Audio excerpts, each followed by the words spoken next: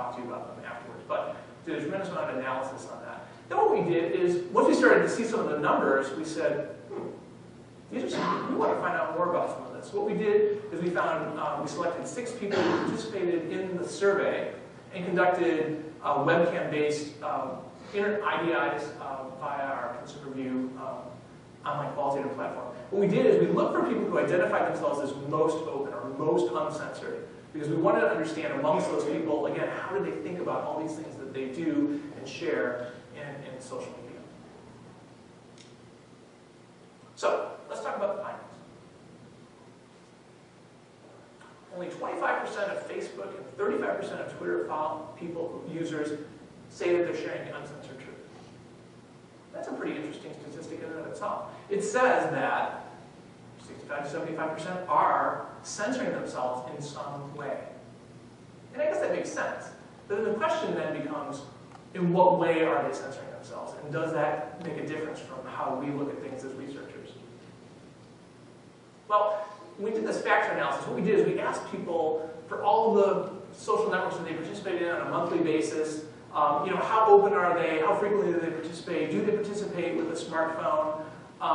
And then, how likely are they to share various types of things in their lives? What we did is we took a look at this lengthy list and we ran a factor analysis on the categories of chatter. We actually broke it down into what beautifully came out. I love when numbers work out this way. Me, we, and your company. When you take a look at how people share, there's me factors, we factors, and your company factors. Let's take a look at the first one, the me factors. So the me factors that we explored in the study were political views, disagreements with others, personal struggles, work experiences, those sorts of very personal types of sharing. And actually, interestingly, the people who are most uncensored are the people most likely to share this kind of stuff. If you think about your interaction with social networking, that probably intuitively rings true as well. Now, the we category is kind of what we would consider sort of the everyday sharing sort of thing. So family photos, current events, checking in, talking about experiences that people will like or comment on. So if you think about Dr. Pradeep's presentation earlier, I'm hoping there are some similarities of themes that we're kind of talking about. We're just kind of looking at it from different perspectives. But this idea of to what degree does what I share need to be responded to or reacted to in some way. So there's some of that. And then the third category is your company. So here we explored specifically likelihood or degree to which they're sharing about major purchases, minor purchases. So major purchases might be buying a car. Minor purchase, I bought a cup of coffee, went to a movie. Service experiences, I go to a restaurant. How likely am I to share about that? And then also feelings about products and brands. So we really kind of looked at all these different things, and then again, as we're going to talk here further, what did people say? How did people share? So, here's a little Facebook guy. As consumers, 50 to 60% are likely to share something about brand-related comments. So, products, services, that sort of thing. But the thing is if we took a look at the analysis, and as we took a look at the correlations and what are people likely to share in various platforms, and I'm just going to use Facebook and Twitter as an example because they're the dominant platforms. What we saw was some interesting tendencies. So one of the interesting tendencies were that in Facebook, people are more likely to talk about major purchases than minor purchases, okay?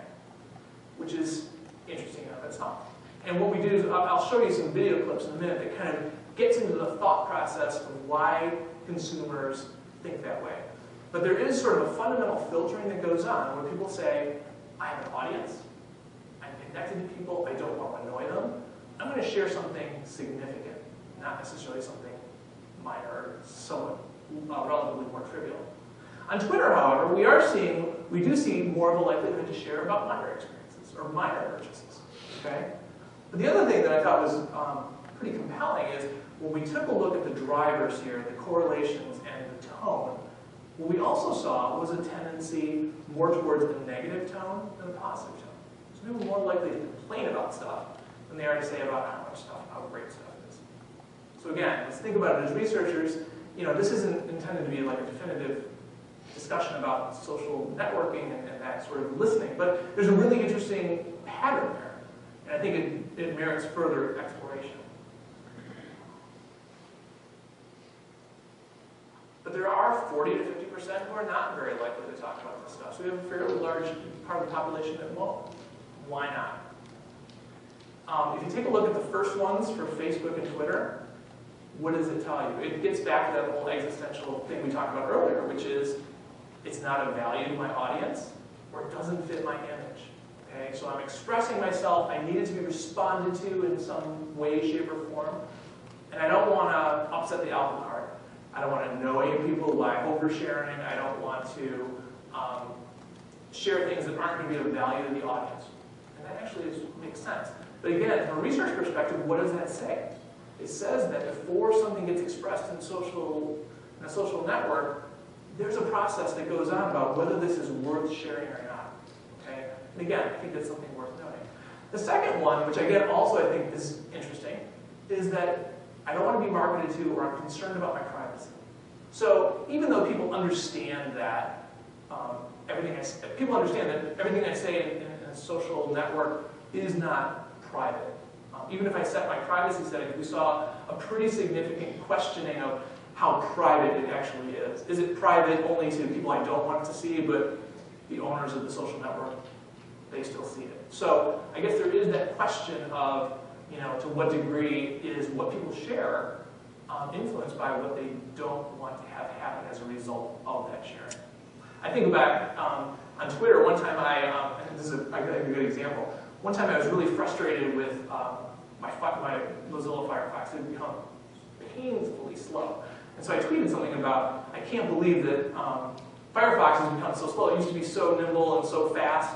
And about, I don't know, within 2 hours, someone from Mozilla got back to me and said, hey, by the way, do this, this, and this, and that'll make your browser better. So again, it's that idea of, how much do consumers really want that to happen? I actually thought it was a really helpful interaction. But I think the thought process is that can be done, and it is done, may again impact what people express. So what I want to do is I'm going to show you, again, as we think about this idea of what do people express and not express in a public social network, here's some video clips from some of the interviews that we did. And again, think back to the themes we just talked about the audience, and what do I share and not share, and why don't I do that? Have an opinion about a product I didn't really think people would use a lot, or it wouldn't be very helpful to them, I wouldn't put it on Facebook, because then it's just not, I don't feel like it would be helpful to them. I wouldn't post about my deep, dark love for peanut butter cups. Unless it was funny. Frankly, the people on Facebook don't care too much about that. On Facebook, it's more like, oh no, I better watch what I can say. Everybody's going to judge me. This is my one circle of people here. I don't want to blow it with them. So what do you hear? What are you hearing? And these are the people that are the most open, by the way. This idea of, again, this idea of authenticity and conformity, right? I want to share. I love peanut butter cups. I'm not going to share it because of what it's going to make me look like amongst the people. The same person talked about the fact that she talked a lot about this investment in solar energy in her home because of the way it projected herself. Okay? So again, this is the thought process, and again, we just have to kind of keep this in mind. That this is the dynamic at play as we go through this. So let's go to the private social network. Okay, so research communities, and in particular, what we wanted to do is explore anonymity and expression. So when we did this study, I love when research works out this way. You have a certain assumption about what you think you're going to get, and you get something very different. And we found that to be true with anonymity. We thought that anonymity meant that it wasn't that my identity in that social network was not related to my personal name. What we really found is that there's actually 3 layers of anonymity and how they play out in terms of, let's say, a research community. Okay? The first is, in a research community, they're freed from their traditional social sphere. So they're not connected with their friends, their family, their mom, their dad. So therefore that results in a